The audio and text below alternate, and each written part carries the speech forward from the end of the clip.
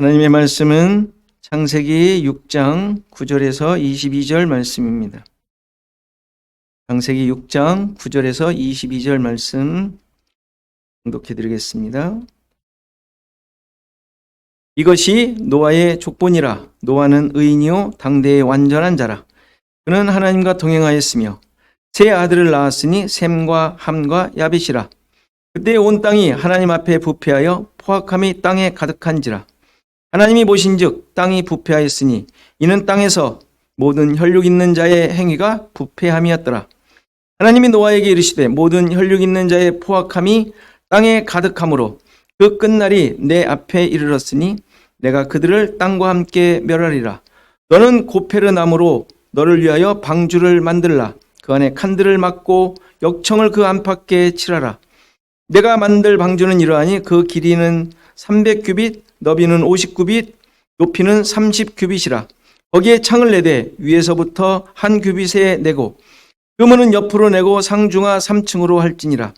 내가 홍수를 땅에 일으켜 무릇 생명의 기운이 있는 모든 육체를 천하에서 멸절하리니 땅에 있는 것들이 다 죽으리라. 그러나 너와는 내가 내 언약을 세우리니 너는 내 아들들과 내 아내와 내 며느리들과 함께 그 방주로 들어가고 혈육 있는 모든 생물을 너는 각기 암수 한 쌍씩 방주로 이끌어들여 너와 함께 생명을 보존하게 하되 새가 그 종류대로 가축이 그 종류대로 땅에 기는 모든 것이 그 종류대로 각기 둘씩 내게로 나아오리니 그 생명을 보존하게 하라. 너는 먹을 모든 양식을 내게로 가져다가 저축하라. 이것이 너와 그들의 먹을 것이 되리라. 노아가 그와 같이 하여 하나님이 자기에게 명하신 대로 다 준행하였더라. 아멘.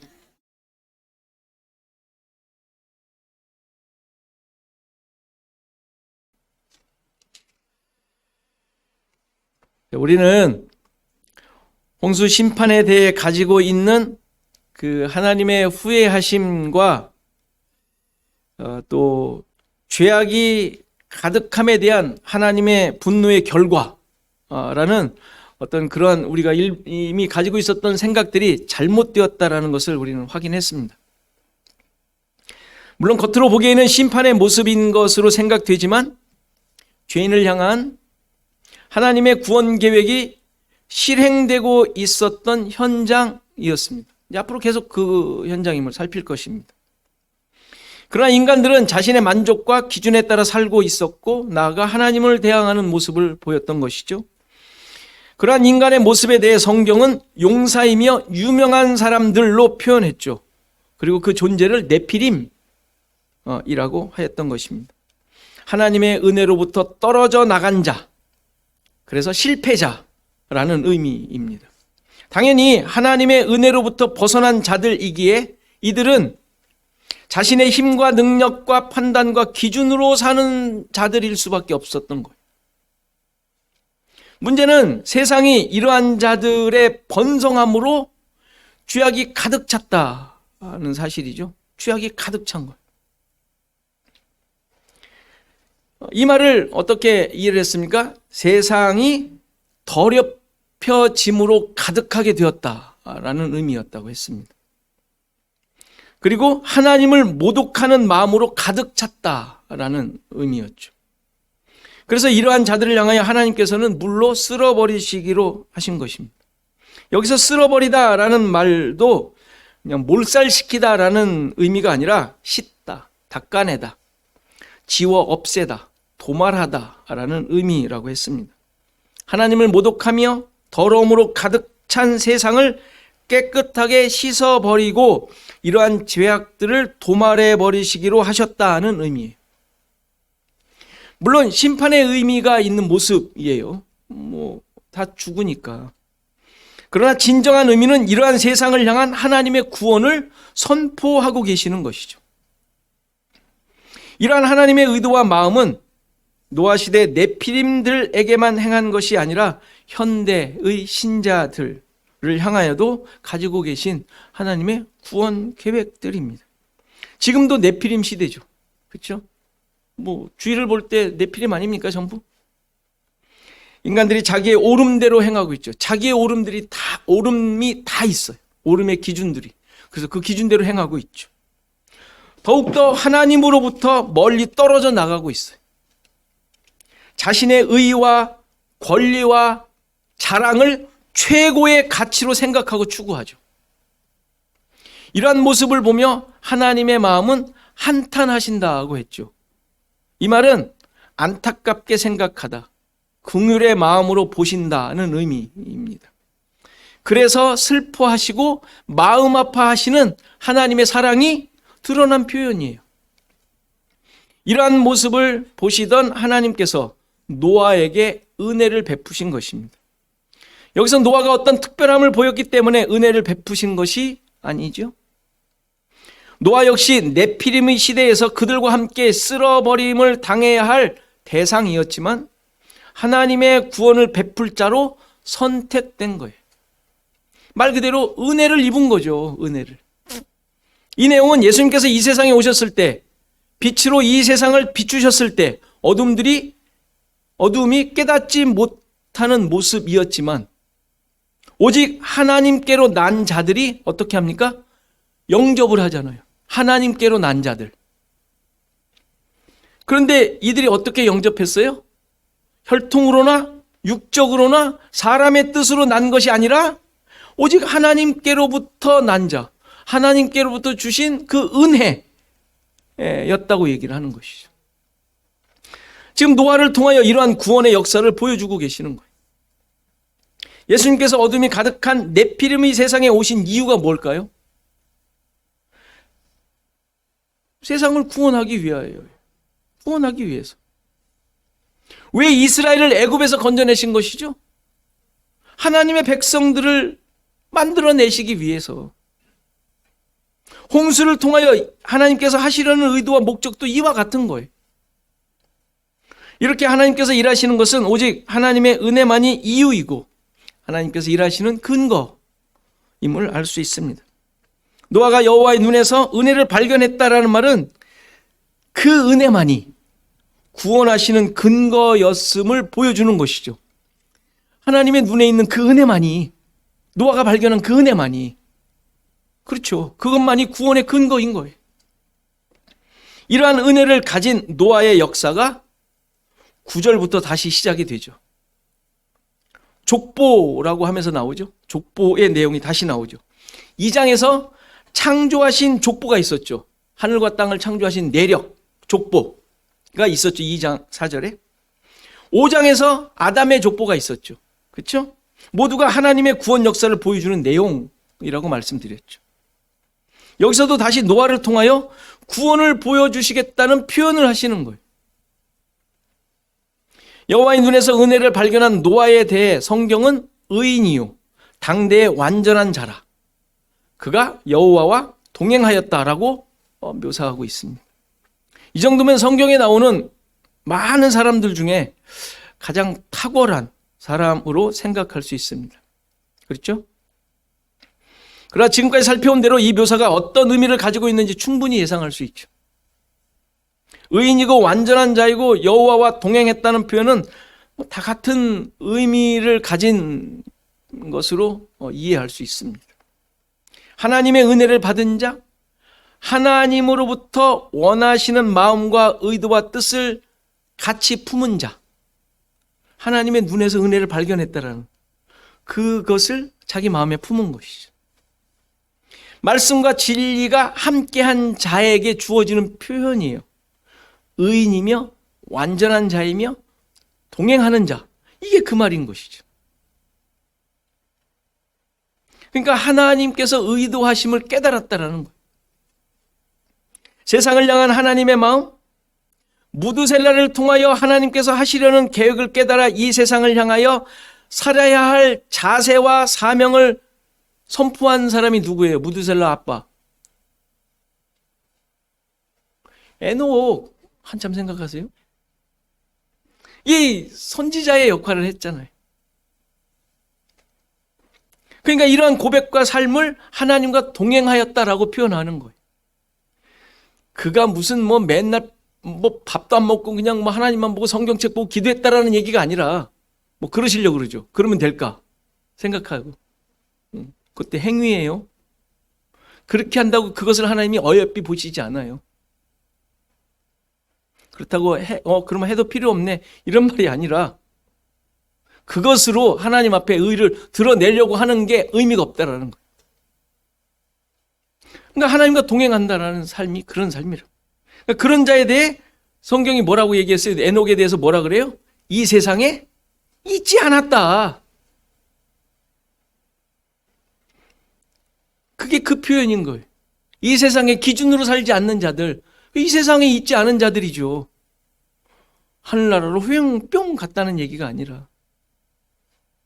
따라서 의인이었고 완전한 자였다라는 말은 그가 다른 사람들보다 뛰어난 믿음이 있었다는 말이 아니라 그 마음에 하나님의 뜻과 계획이 있었고 그것을 품고 살았다는 의미가 돼요.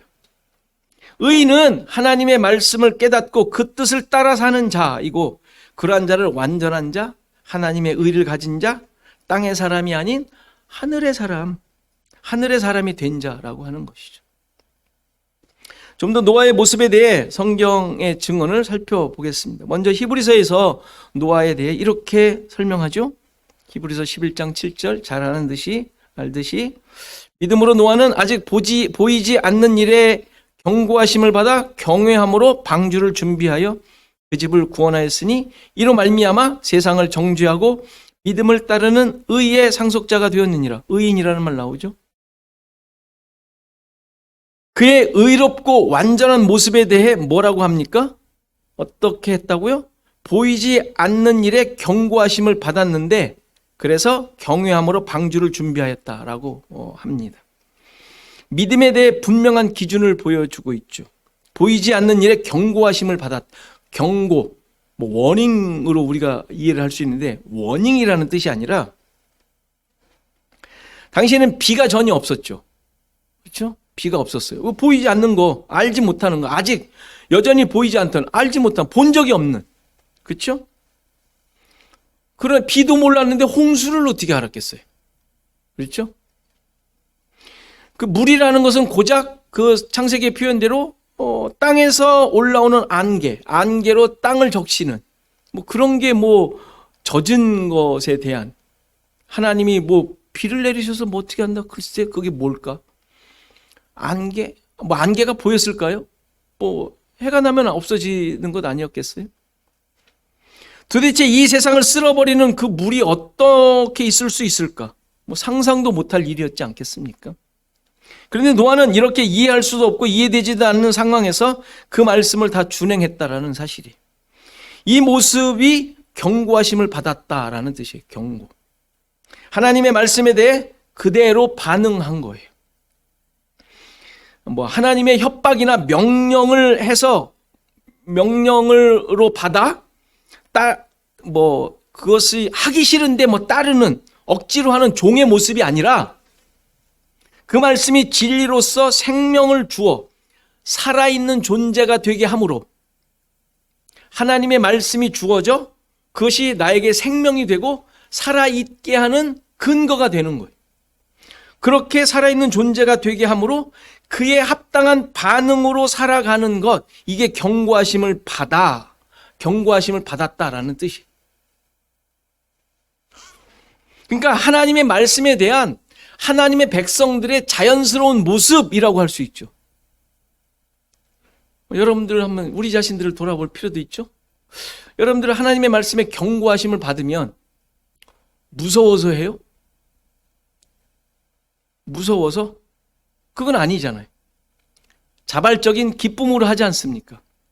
이것이 이제 우리의 삶 속에 계속 우리의 말씀을 통하여 우리 스스로가 경고하심을 받고 그것을 계속 하는 사람이 노아의 모습인 것.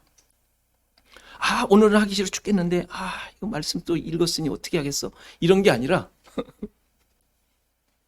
그것이 나의 생명이 되는 것으로 깨닫고 늘 그렇게 인정이 되어져 그것을 행하는데 거부감이 없이 살아가는 모습.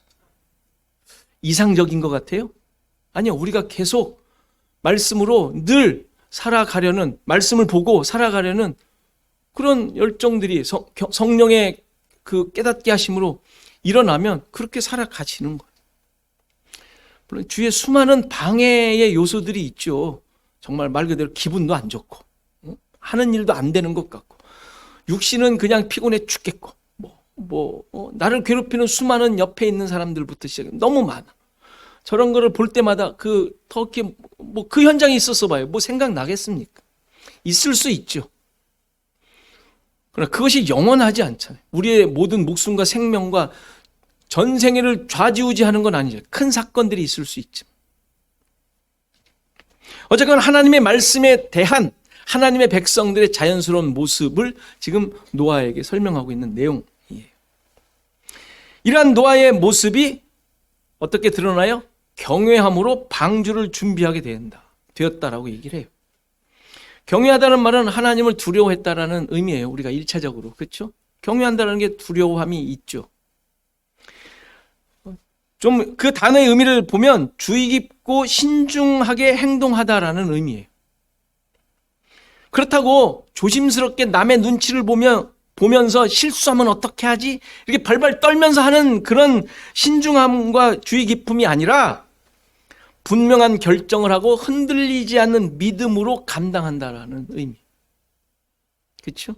다 하나님을 의지함이 기준이 되어 있는 모습을 말하는 거예요. 그러니까 이런 모습이 결국 노아를 통하여 세상을 향한 외침이 되는 거예요. 정죄함이 되는 것이죠. 세상은 그렇지 않으니까. 그것이 정죄함에 하는 역사를 이루게 되는 것이죠. 그러니까 의인은 믿음으로 말미암아 산다고 했지 않습니까? 믿음이 수단이 아니라 그랬죠.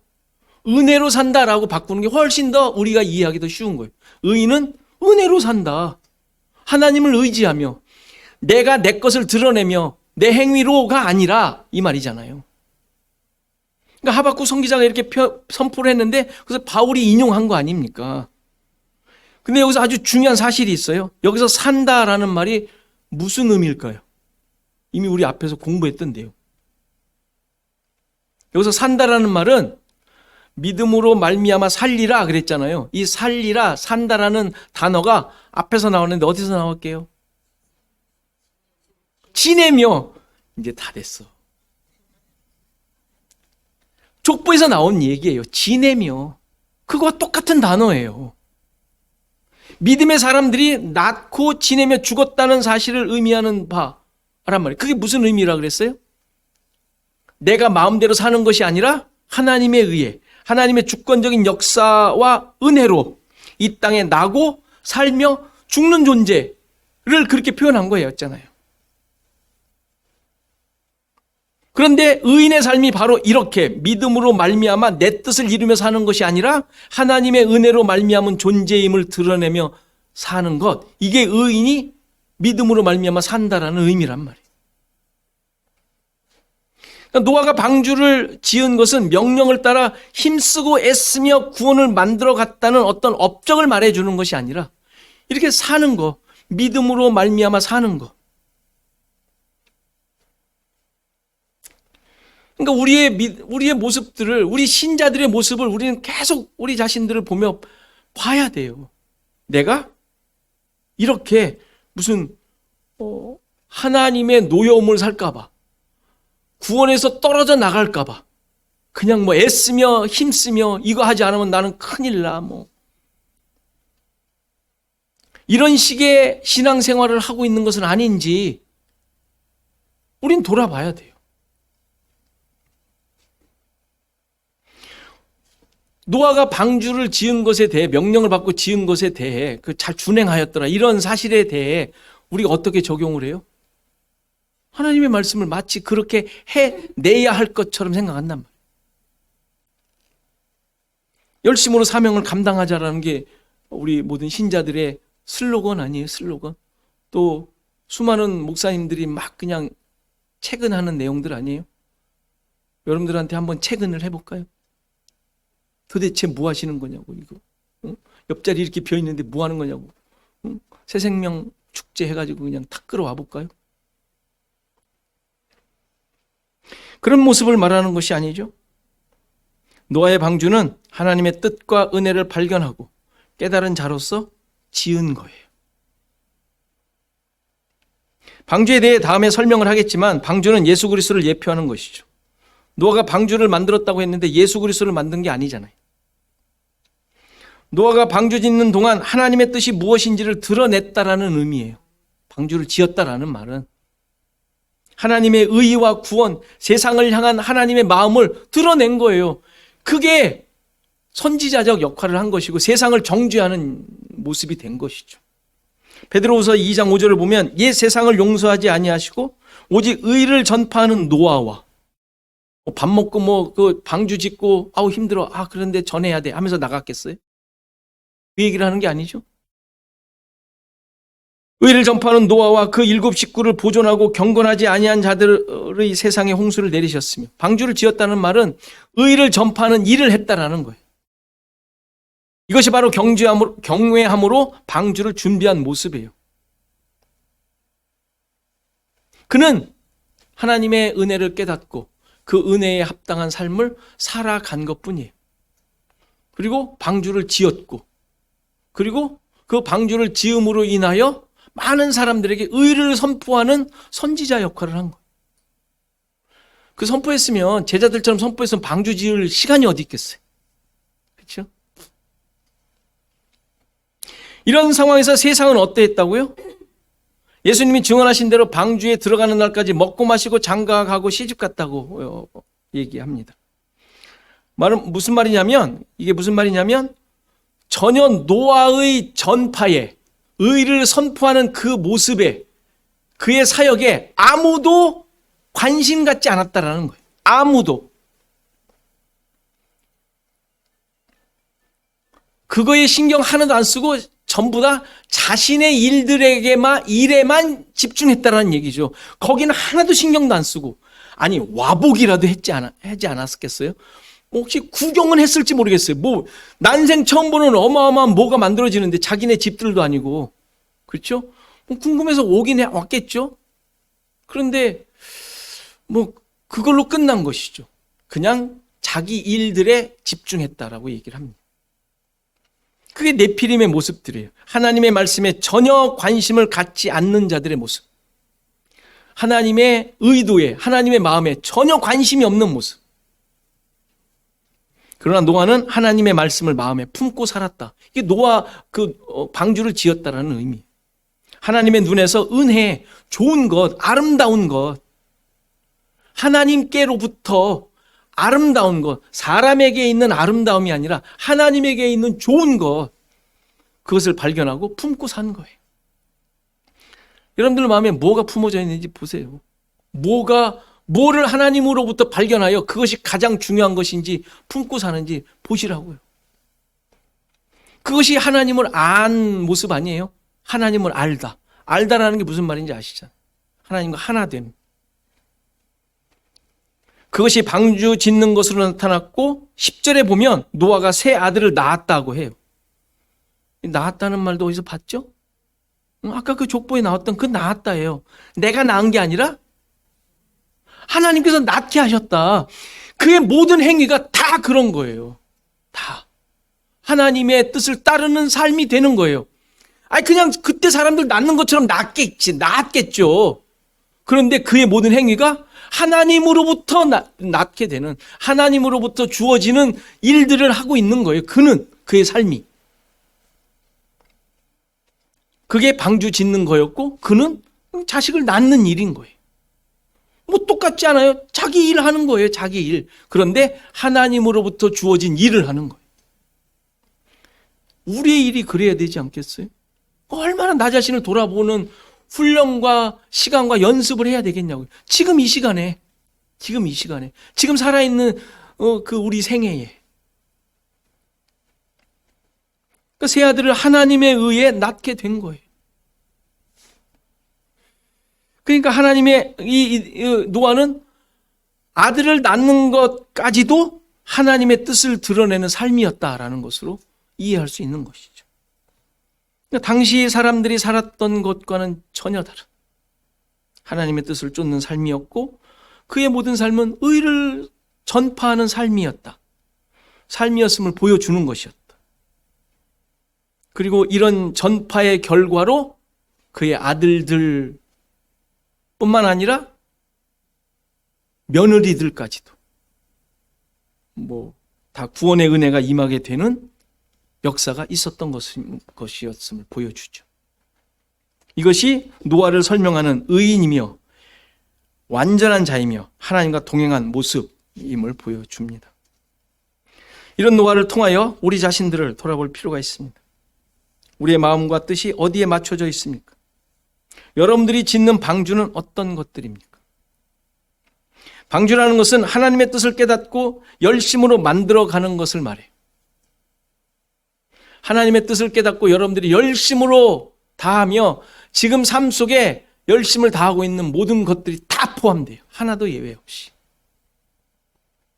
노아가 의인이고 완전한 자라는 사실처럼 신자들 역시 그러한 자들 아니에요? 다 그렇지 않습니까? 모두가 다 그런 자들이에요. 완전한 자들이에요. 완전한 자. 도덕 윤리적으로 말하는 게 아니에요. 완전한 자예요. 하나님의 말씀을 품고 사는 자들, 진리가 있는 자들, 진리로 말미암아 생명을 얻은 자들이라는 말이에요. 그것이 의인이고 완전한 자인데 지금 열심으로 짓고 있는 방주가 어떤 기준이며 무엇을 드러내는 것이냐? 이 질문이에요.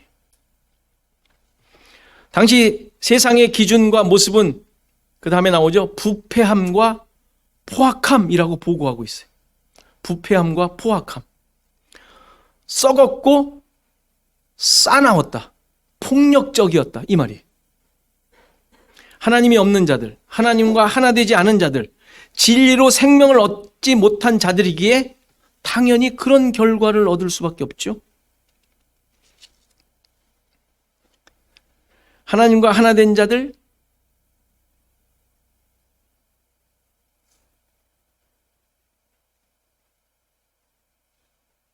와는 전혀 반대.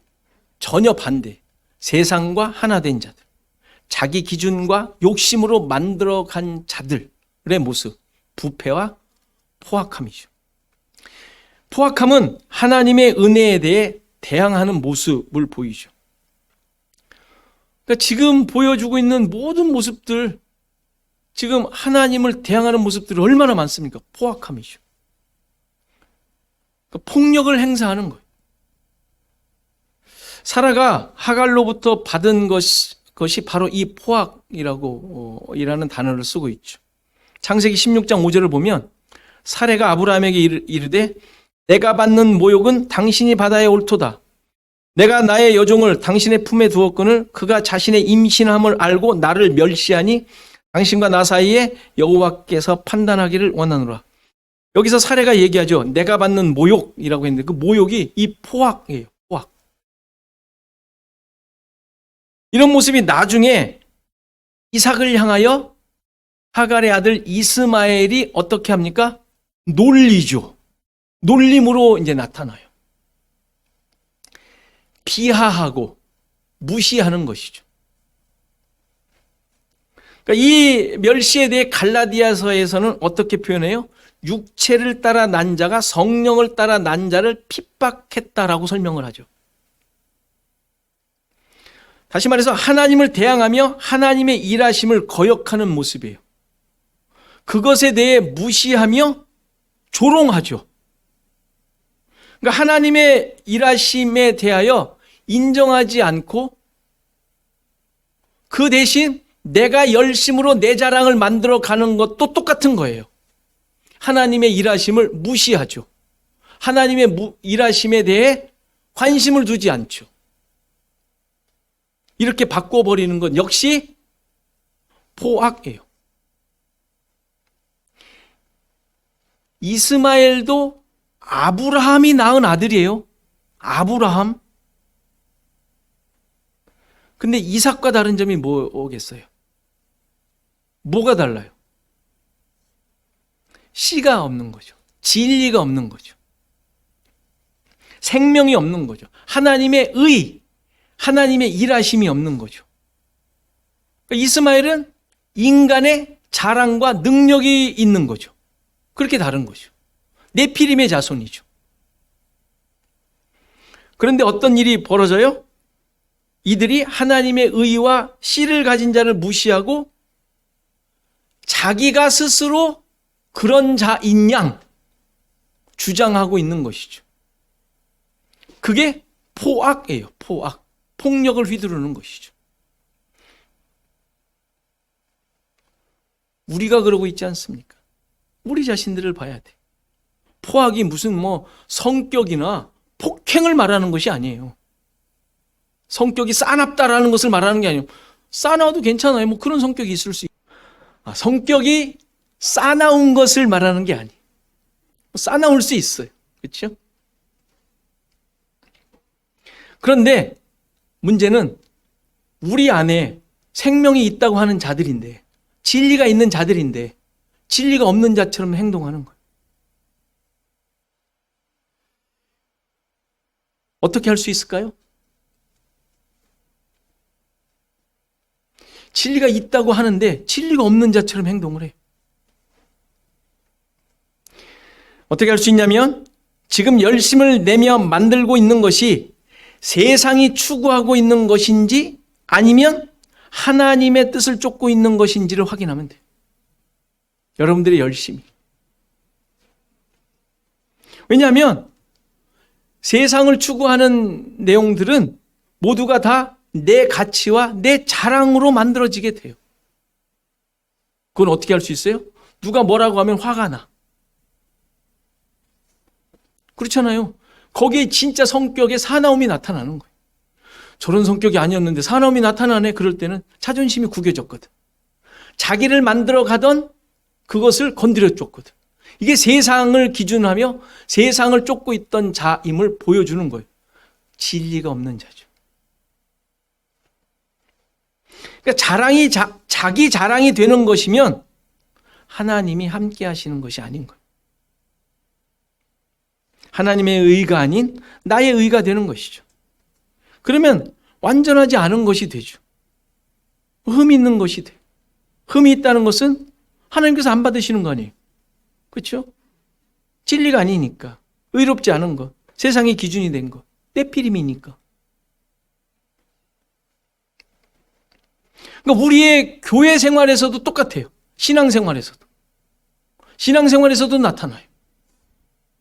자기 열심과 자랑으로 만들어내는 업적들이 있을 수 있어요. 교회 내에서 수없이 일어나고 있죠. 교회 내에서 싸우는 사람들이 왜 싸워요? 자기를 건드렸거든. 자존심을 건드렸거든. 신앙적 열심을 건드렸거든. 그렇잖아요. 그것 때문에 싸움 나는 거 아니에요? 교회 내에서?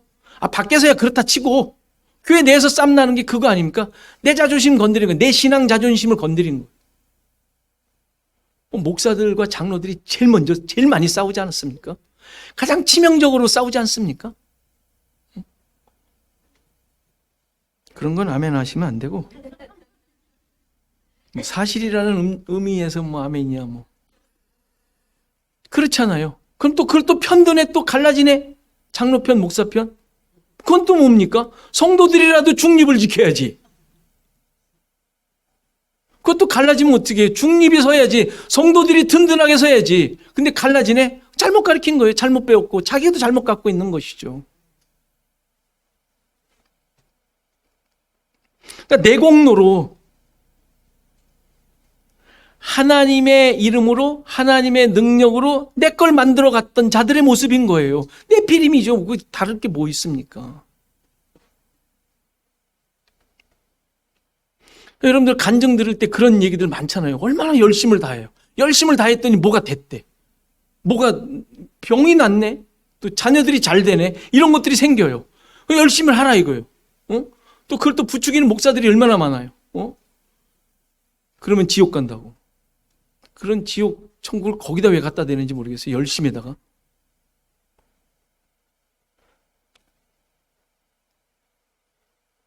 그건 그런 분들보다 목사가 더 문제예요. 그러니까 세상의 가치 아닙니까? 육신에 병이 낫고 자녀들이 잘 되는 것. 잘 됐다라는 게 좋은 직장 가졌다라는 거예요. 좋은 배우자 만났다라는 거예요. 그러니까 이런 세상의 가치로 신앙의 수준을, 신앙의 가치를 평가하고 하나님의 은혜로 취급하는 거, 하나님의 일하심을 전락시킨 거 아니에요? 네피림 아니에요? 아까 그거 아닙니까? 이것을 포악이라고 합니다. 포악.